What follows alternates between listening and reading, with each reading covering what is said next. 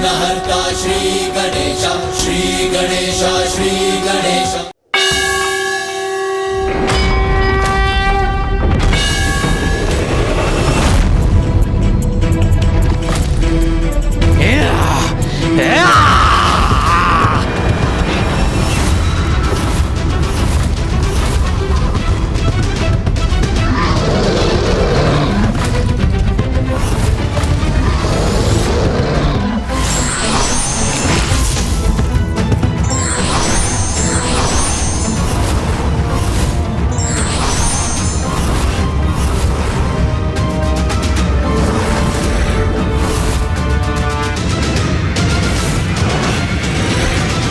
उचित कहा था माता ने। अब ये दुष्ट पीछे हटकर अपनी मृत्यु की ओर बढ़ेंगे और वही हो रहा।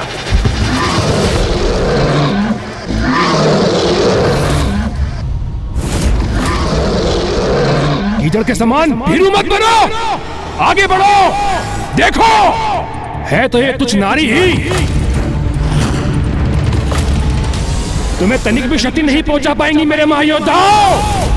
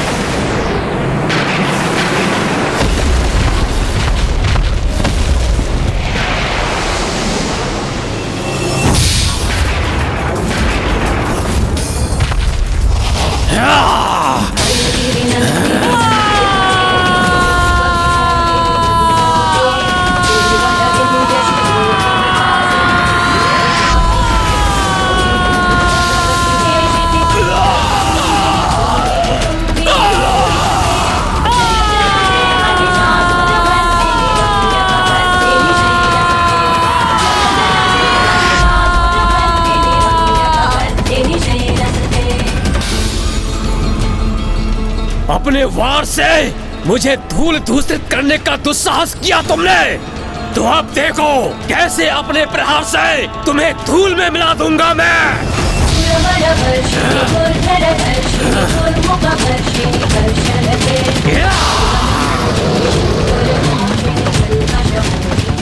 वो तो तुम तब करोगे ना दुष्ट, जब मैं तुम्हें प्रहार करने का अवसर दूंगी।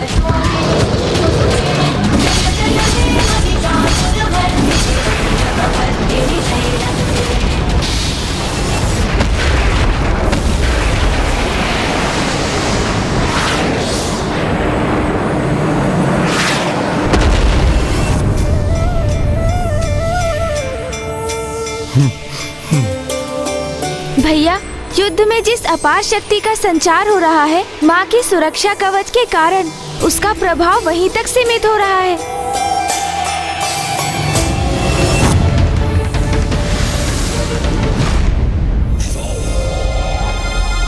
धिक्कार है इस असुर महायोद्धाओं को, एक तुच्छ नारी को रोकने में असमर्थ हो रहे हैं ये।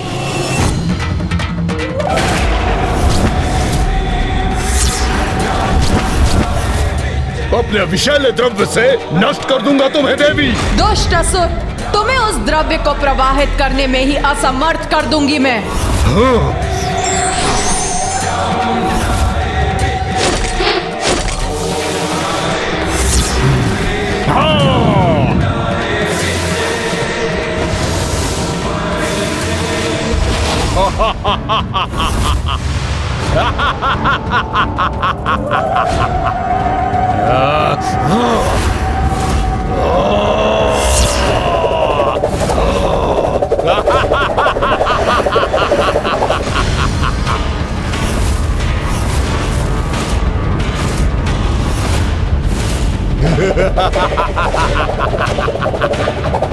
इतनी तीव्र गति से अपने दोनों मुख गतिमान करूंगा मैं कि तुम लक्ष्य साध नहीं सकोगी, किंतु मैं अपने घातक द्रव्य से तुम्हें भस्म करूंगा।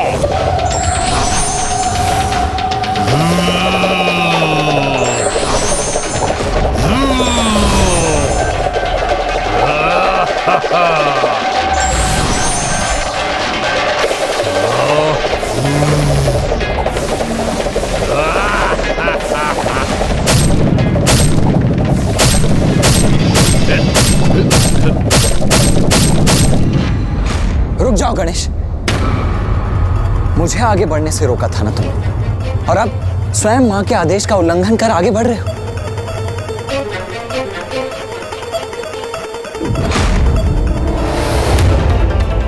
नहीं भैया, माँ का आदेश तो मैं कदापि नहीं भूला, किंतु हम इन दुष्टों के वध के उपाय माँ को बताना अवश्य भूल गए हैं।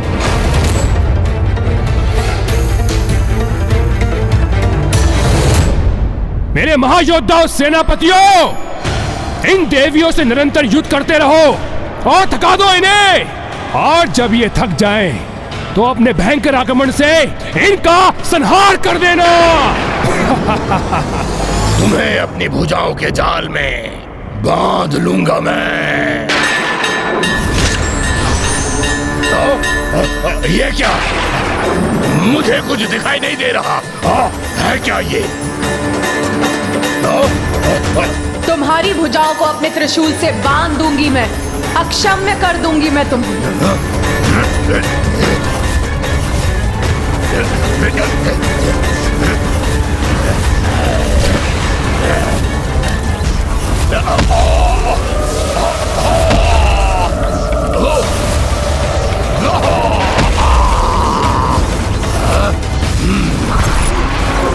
तुमने मुझे बांधा तो अवश्य है देवी, किंतु अभी भी मेरी ये भुजा शेष है।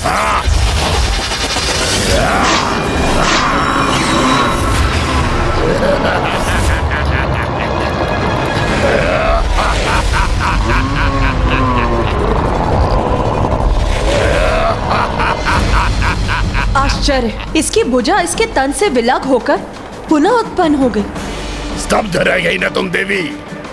कुछ नहीं कर सकोगी मेरा, कुछ नहीं, कोई भी क्षति नहीं पहुंचा सकोगी मुझे। मुझे शीघ्र जाकर माँ को इनके वध का रहस्य बताना ही होगा, अन्यथा ये असुर ऐसे ही समय व्यर्थ करते रहेंगे और सूर्यास्त का समय हो जाएगा। किंतु प्रथम पूज्य गणेश जी, माता ने हम में से किसी को भी युद्ध भूमि में जाने और अस्त्र शस्त्र धारण करने से मना किया, तो फिर आप वहां कैसे जाएंगे? देवराज इंद्र का कथन तो सर्वथा उचित है। मुझे ही कोई युक्ति सोचनी होगी जिससे माँ के आदेश का उल्लंघन भी ना हो और उन तक पहुँच भी सकूं। देखो देवी, देखो, मैंने अपनी भुजाओं को स्वयं से विलग कर तुम्हारे बंधन से मुक्त करवा लिया है स्वयं को। आकाश की ओर बढ़ूंगा तो ये कैसे वार करेगी मुझ पर?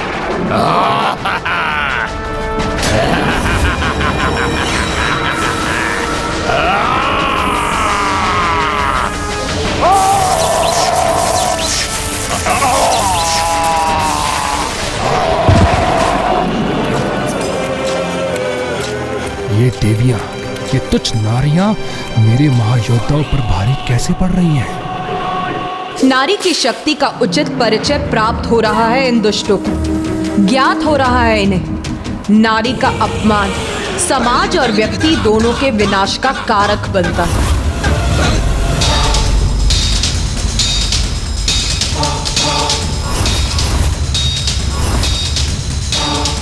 ऊपर नहीं जा सकता तो क्या हुआ? अब मेरी भुजाएं पुनः विकसित हो चुकी हैं, तो एक ही आक्रमण से अंत कर दूंगा इस देवी का।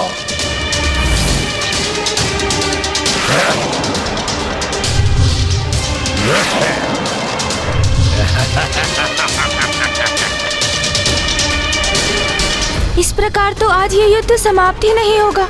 मुझे कोई तो मार्ग निकालना ही होगा। मेरी देश सेना का कोई भी सदस्य युद्ध करने के लिए आगे नहीं बढ़ेगा और ना ही अस्त्र उठाएगा।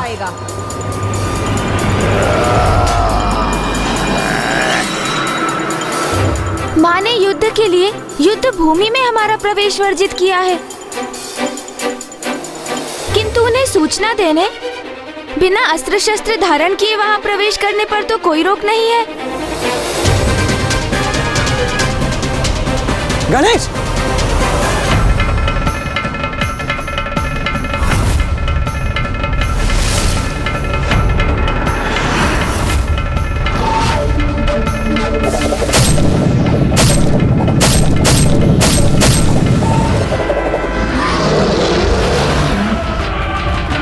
या!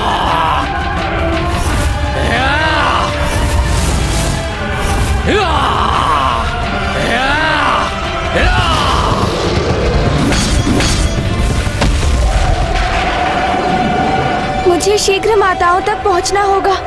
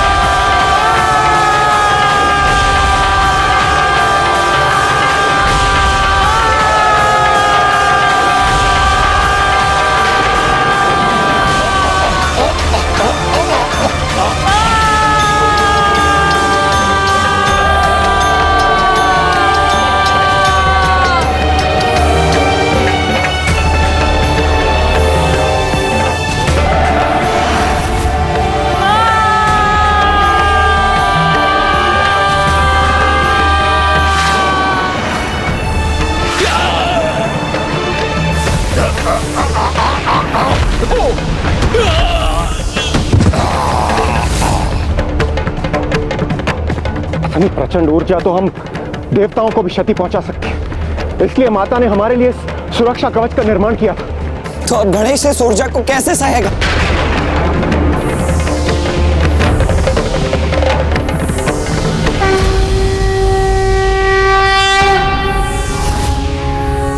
माँ का आंचल ही मेरी रक्षा करेगा।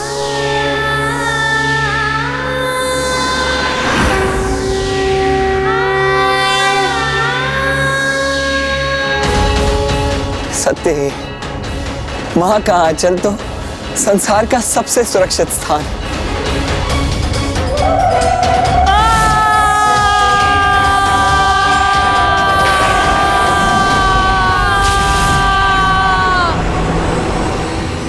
उत्तम, अति उत्तम। बहुत आनंद आ रहा है मुझे इस क्रीड़ा में। तुम कितने भी प्रयास कर लो देवी, किंतु मेरे असुर सेनापतियों का वध नहीं कर सकोगी। देख लो।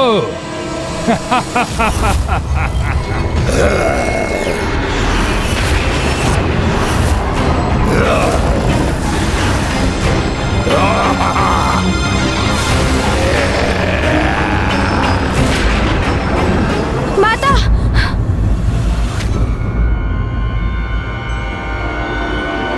माता, इस अष्टभुज असुर विश्चल बुद्धि के 3 हृदय हैं और इसे वरदान प्राप्त है कि जब इसके तीनों हृदय एक साथ नष्ट होंगे तब इसका भी अंत हो जाएगा। माता,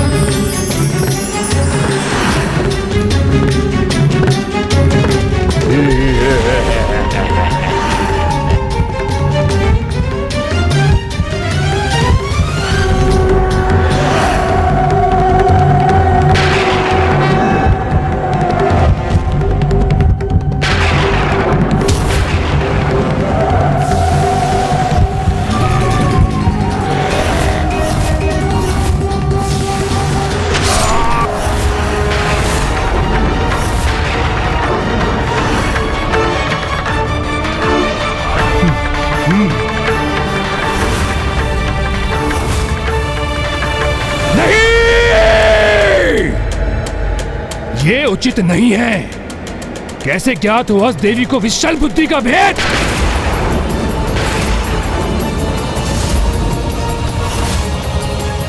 अवश्य इसके पीछे गजमुखी है।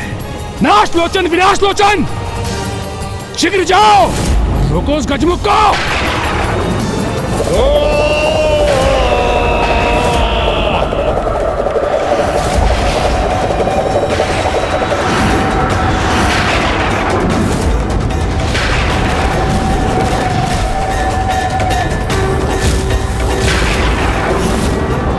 आगे नहीं बढ़ने देंगे हम गजमुख। अपने प्रहारों से यही रोक देंगे तुम्हें।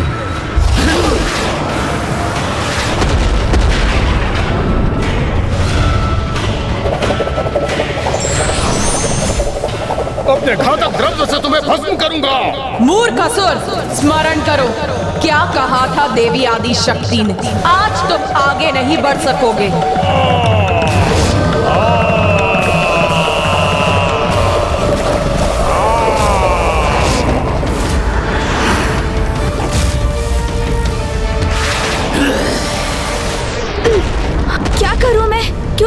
तीव्र श्वास भी ली तो ये दूर जाकर गिरेंगे। क्रोध भरी दृष्टि इन पर डाली तो उसमें भस्म हो जाएंगे। यदि तीव्र वेग से यहाँ से प्रस्थान किया तो उसके प्रभाव से ही मिट जाएंगे ये। किंतु ऐसा होते ही मैं भी इस युद्ध का सक्रिय भाग बनकर माँ के आदेश का उल्लंघन कर बैठूंगा, जो मैं कदापि नहीं कर सकता। इसलिए मुझे इन दोनों को थकाकर ही रोकना होगा।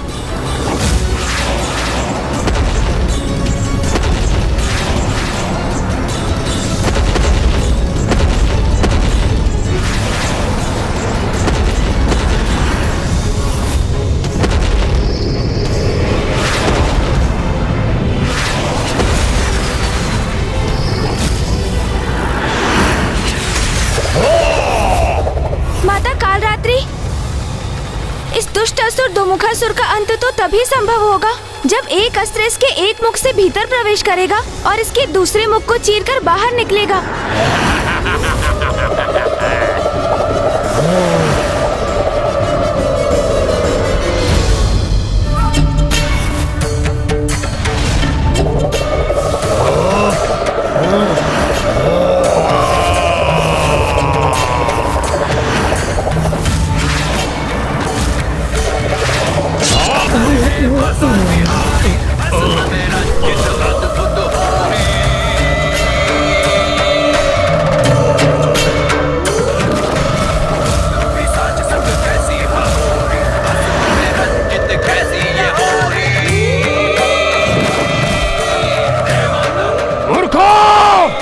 मेरे आदेश का पालन करो, रोको उस गजमुख को।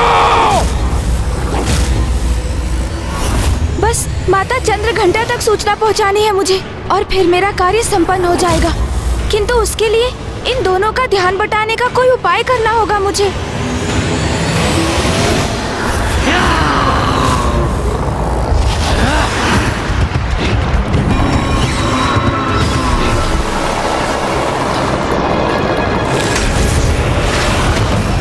इन दुष्टों के लिए यही युक्ति उपयुक्त है।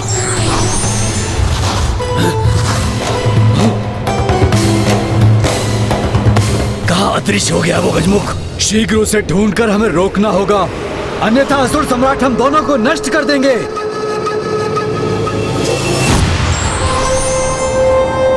अब मैं इन्हें भ्रमित कर एक दूसरे से ही उलझा देता हूँ। असुर जी, वहाँ कहाँ ढूंढ रहे हैं आप मुझे? मैं तो यहाँ हूँ। अच्छा, दुष्ट, बहुत अधिक चतुर बन रहे हो ना तुम आज। दुष्ट चतुर, ये क्या कह रहे हो भ्राता? उचित कह रहा हूँ मैं। दुष्ट चतुर दोनों उचित हैं। ओह, समझा। तो अपना वास्तविक परिचय दे ही दिया तुमने। वास्तविक परिचय अर्थात? वास्तविक परिचय, दुष्ट भी और चतुर भी। तो अब जो दुष्ट है उसी का अंत होगा। हाँ, जो गुप्त रूप से चतुराई करेगा उसका अंत मैं ही करूँगा। तू मेरा अंत करेगा? हाँ, मैं अंत करूँगा तुम्हारा। तू करेगा मेरा अंत? हाँ, मैं करूँगा। यही है उचित अवसर। माता! तुमने सुना? सुना भी और देखा भी। उस दुष्ट को तो फिर रोको उसे। माता!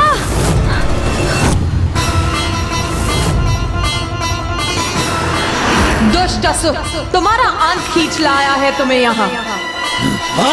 माता!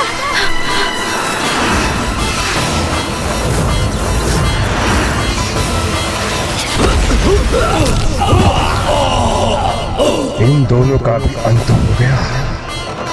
माता, उस दुष्ट अभेदी का अंत तभी हो सकता है जब आप उसे कीचड़ में डुबाकर उस पर प्रहार करेंगी माता चंद्रघंटा। धन्यवाद पुत्र गणेश। अब इस शुभ कार्य में तनिक भी विलंब नहीं करूंगी मैं।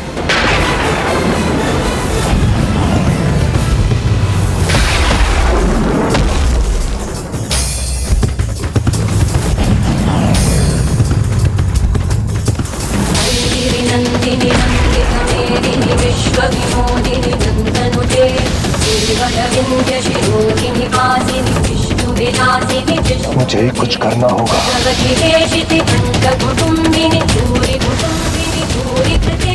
जय जय हे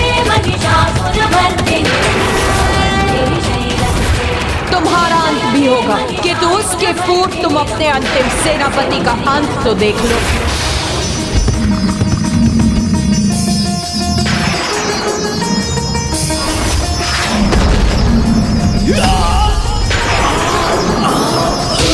वर्षिणी दुर्धर दर्शिनी दुर्मुख वर्षिणी दर्शनते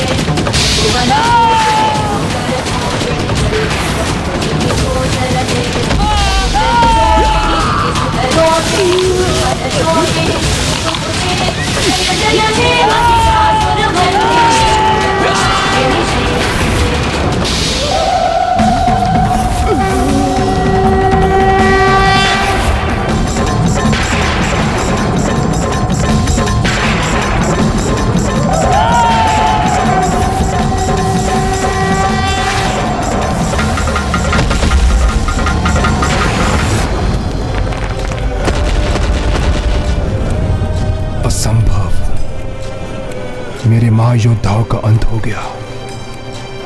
इन तुच्छ देवियों, इन नारियों के द्वारा।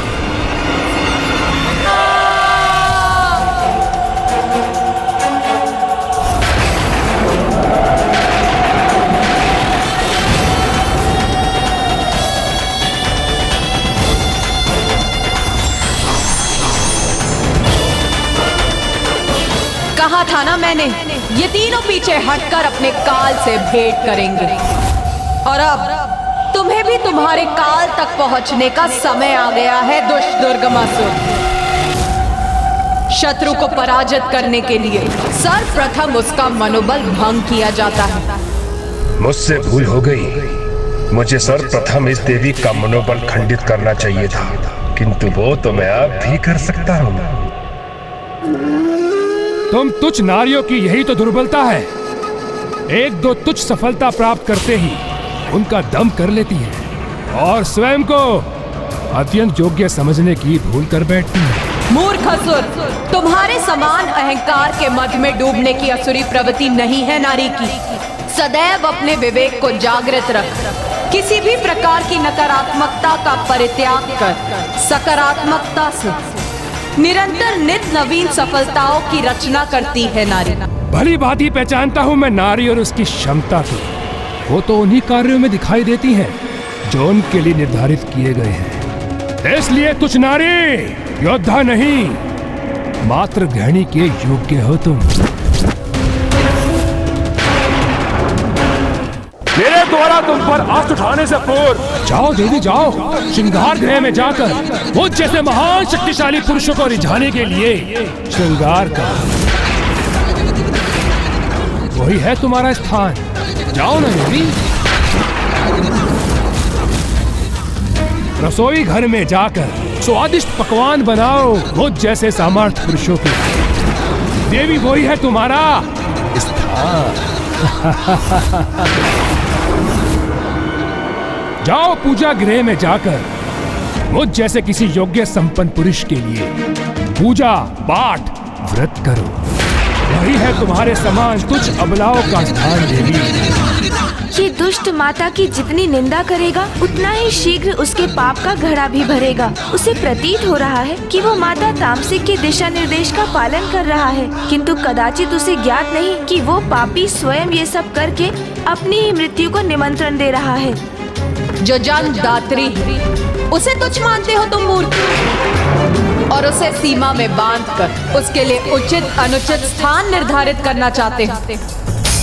मूर्ख अज्ञानी, भगवान के अवतार भी नारी की कोख से ही जन्म लेते हैं, और तुझ जैसे दुष्ट अधर्मी सभी चराचर जीव सभी नारी की ही संतान। नारी यदि योद्धाओं को जन्म देकर उन्हें युद्ध के लिए भेज सकती, रसोई गृह में भोजन तैयार कर योद्धाओं को युद्ध के लिए योग्य बना सकती, मंदिर में अपने पुत्र, भ्राता, पति और पिता की विजय हेतु प्रार्थना कर सकती, तो वही नारी युद्ध भूमि में प्रस्तुत होकर उनकी रक्षा कर उन्हें विजय भी प्राप्त करा सकती। बस देवी बस बस, बंद करो अपना अलग प्रलाप। तुम्हारे विचार उसी तरह उलझे हैं जैसे तुम्हारे ये केश। मेरा कहा मानो तो अपने इन केशों को खोलकर मुझ जैसे किसी महायोद्धा को उनके सौंदर्य से आनंदित करो।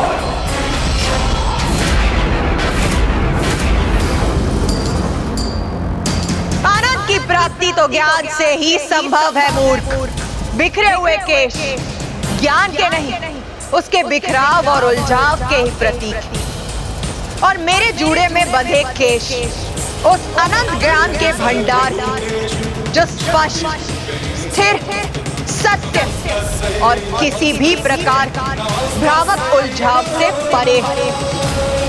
इसीलिए इसके दर्शन ज्ञान पाने की लालसा रखने वालों को ही होते हैं, नारी को भोग की वस्तु समझने वाले असुरों को नहीं। इसीलिए उसके दर्शन भी अत्यंत दुर्लभ, और जो अपनी योग्यता सिद्ध करते हैं वो मेरे जूड़े के दर्शन का परम सौभाग्य प्राप्त कर सीधे परमात्मा से जुड़ाव स्थापित करते हैं।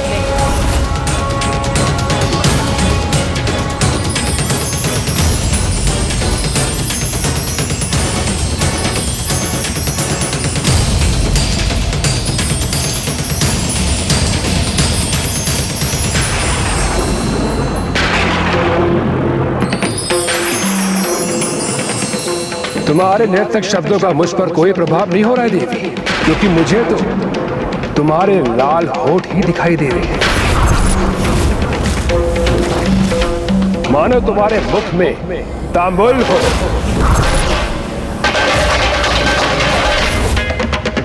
तांबुल और सुपारी तो मंगल और लक्ष्मी का प्रतीक होते हैं, किंतु तुम्हारे भाग्य में अब न मंगल है और ना ही लक्ष्मी। उचित कहा था माता तामसिक ने, मनोबल खंडित होगा तो इस देवी का क्रोध जागृत होगा, जिससे ये उत्तेजित होकर कोई ना कोई भूल अवश्य करेगी। इसलिए मुझे अभी नहीं रुकना चाहिए, इसके लिए और अपमानजनक शब्दों का प्रयोग करना चाहिए। देवी देवी देवी, इस प्रकार उत्साह में आगे मत बढ़ो, कहीं तुम्हारी पतली कटी बल ना खा जाए।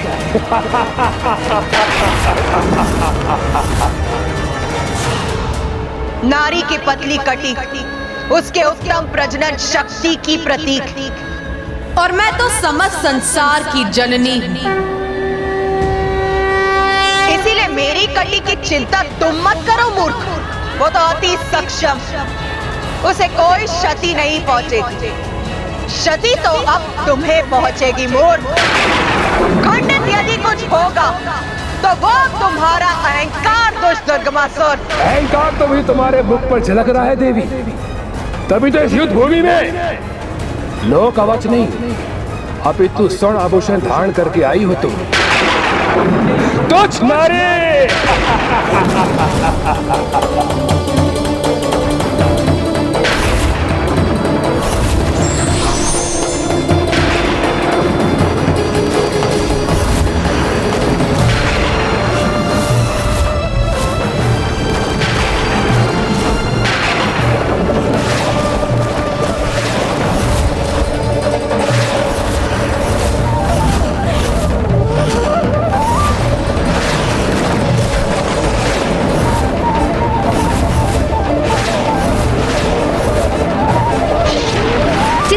कच्चे घड़े का अहंकार जल के समक्ष ठहर नहीं पाता, उसी भांति दुराचारी व्यक्ति का मत भी ईश्वरीय सत्ता के समक्ष टिक नहीं पाता।